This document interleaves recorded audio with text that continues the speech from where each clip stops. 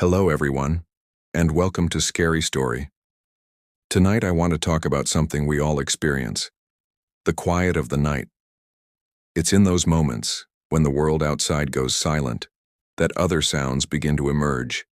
The creak of a floorboard, the rustle of leaves against a window, the faint whisper that seems to come from just over your shoulder. Are these sounds just our home settling, or our minds playing tricks on us? Or are they something else? Something that waits for the dark to make itself known.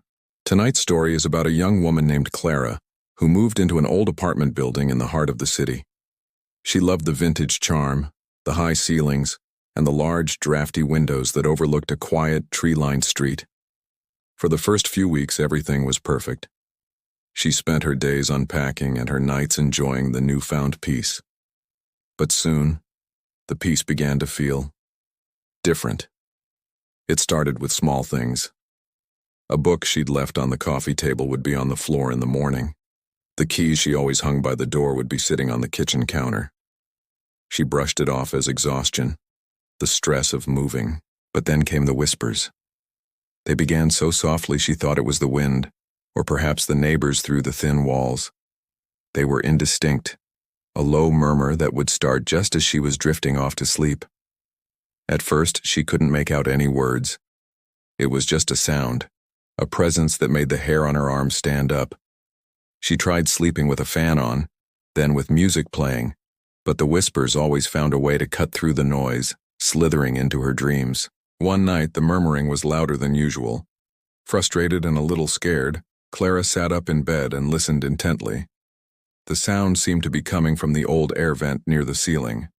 She got a chair and climbed up, pressing her ear against the cold metal grate. The whispering was clearer now. It wasn't one voice, but several, all speaking at once, overlapping in a chilling chorus. And this time, she could make out a word. Her name. Clara. Clara. It was a drawn-out, raspy sound like dry leaves skittering across pavement. Her blood ran cold. It wasn't the neighbors. This was inside her apartment. She jumped down from the chair, her heart pounding in her chest. She grabbed her phone, her first instinct to call someone, anyone. But who would believe her? She'd sound crazy. Instead, she spent the rest of the night huddled on her sofa with every light in the apartment blazing, watching the vent as if a monster might crawl out of it. The whispers eventually faded with the first light of dawn, but the fear did not. The next day, she tried to rationalize it. Old buildings make noises.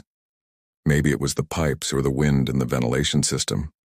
She even Googled auditory pareidolia, the tendency to perceive sounds as significant words. That evening, armed with a fragile sense of logic, she decided to confront the sounds.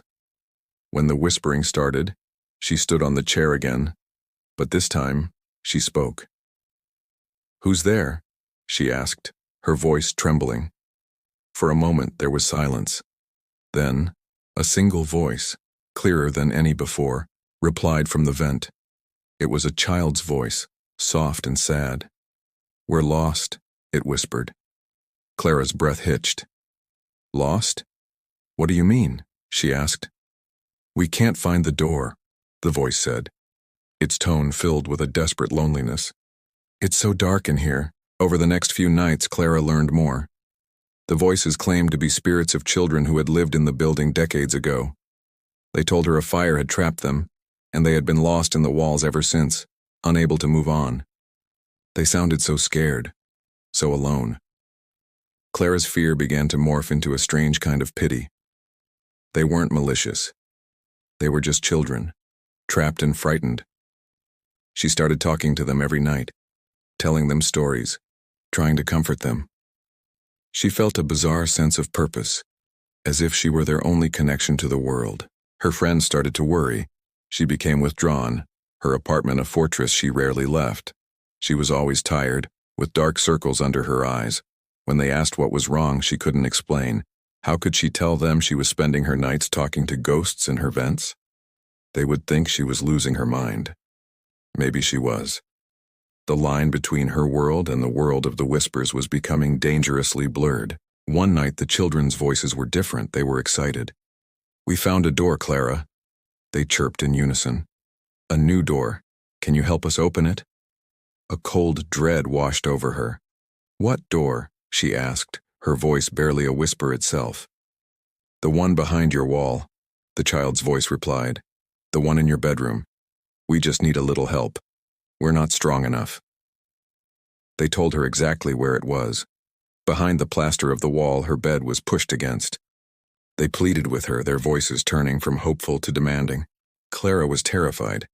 This felt wrong. This wasn't about finding peace, it was about breaking through. She refused. No, she said firmly, I can't do that. The whispers stopped. The silence that followed was heavier and more menacing than any sound she had heard before. For 2 nights there was nothing. No murmurs, no pleas. Clara almost allowed herself to believe it was over. Maybe they had found another way. Maybe they had given up. She started to sleep again. The quiet, a welcome relief. On the 3rd night she was woken by a loud scratching sound. It was coming from inside the bedroom wall right behind her headboard. Scratch, scrape, scratch. It was frantic, desperate. Then the whispers returned, but they were no longer the sad, lost voices of children. They were distorted, guttural, and filled with an ancient rage. Let us out, they hissed, the sound seeming to come from every direction at once. You promised. Let us out. The scratching grew louder, more violent. Plaster dust began to trickle down from the wall onto her pillow. Clara scrambled out of bed and backed into the corner of the room, staring in horror as a thin crack appeared in the wall. It spiderwebbed outwards with each furious scratch from the other side. The voices were a cacophony of rage now, a storm of fury that beat against the inside of her skull. It wasn't children. It had never been children. It was something old and hungry, and she had just invited it to dinner. She had given it her attention, her energy, her belief. And now, it was using that strength to claw its way into her world. The scratching stopped abruptly. The whispers fell silent. For a heart-stopping moment, the only sound was Clara's own ragged breathing. Then, with a sickening crunch, a small dark hole appeared in the wall. A puff of stale, musty air puffed out, carrying a smell of damp earth and decay. From the darkness of the hole, a single, childlike whisper echoed in the silent room. A chilling, final invitation. Come play with us, Clara. Clara didn't scream. She couldn't.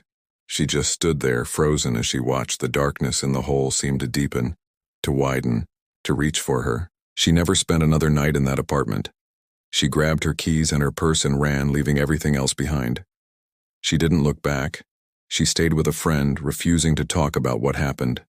A week later, she hired movers to clear out her belongings. She instructed them to pack everything but not to enter the bedroom under any circumstances. They thought it was strange, but they did as she asked. The landlord asked why she broke the lease. She just forfeited her deposit and said the place wasn't for her. Sometimes late at night when the world is quiet, she thinks she can still hear them. A faint whisper on the edge of hearing, calling her name. She wonders about the next person to move into that apartment. Will they hear the whispers too? Will they be charmed by the sad story of lost children? Will they be foolish enough to listen? Or worse, will they be curious enough to help them open the door? The night holds many secrets, and some are best left undisturbed. Because once you start listening to the whispers in the dark, they may never ever stop. Thank you for joining me on Scary Story. If you enjoyed this tale, don't forget to like, subscribe, and hit that notification bell so you don't miss our next descent into the darkness. Until next time, sleep well, if you can.